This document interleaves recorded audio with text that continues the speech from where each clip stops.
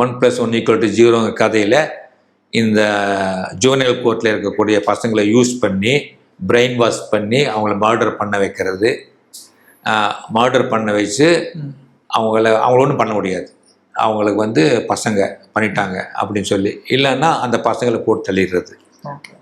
இது மாதிரி ஒரு கோஷ்டி இருக்குது அப்படிங்கிறத அந்த கதையில் சொல்லியிருக்காங்க. இது நிறைய பேர் என்கிட்ட சொன்னாங்க, நான் பார்த்துட்டு இருக்கும்போது சொன்னாங்க. ஆனால் அதை நான் விட்டுட்டேன். ஏன்னா இந்த மாதிரி எண்ணங்கள் சில பேருக்கு தோணலாம், ஒரே மாதிரியான எண்ணங்கள் வந்து சில பேருக்கு தோணலாம் அப்படின்னு சொல்லி நான் கேஸெல்லாம் எதுவும் போடலை நான். ஆனால் வந்து ஒரு பேட்டி மட்டும் கொடுத்தேன், இது மாதிரி வந்து சொல்கிறாங்க அப்படின்னு சொல்லி. எனக்கு என்னென்னா, இப்போ இருக்கிற வந்து இளம் இயக்குனர்கள் என்கிட்ட தாராளமாக வரலாம், சார் உங்கள் கதை பண்ணுறோம் அப்படின்னு சொல்லி ஒரு பேமெண்ட் பேசி தான் நான் முழு ஒத்துழைப்பு கொடுக்க தயாராக இருக்கேன். உங்களுக்கு இன்னும் கதையை சேவ் பண்ணணுமா, நான் சேவ் பண்ணி தர்றேன், உங்களுக்கு கதையை சேவ் பண்ணி தர்றேன், நீங்கள் எப்படி விரும்புகிறீங்களோ அப்படிலாம் பண்ணி தர்றதுக்கு நான் ரெடியாக இருக்கேன். அப்போ நீங்கள் ஏன் எனக்கு தெரியாமல் ஏன் பண்ணுறீங்க அப்படிங்கிறது தான் என்னுடைய கொஸ்டின்.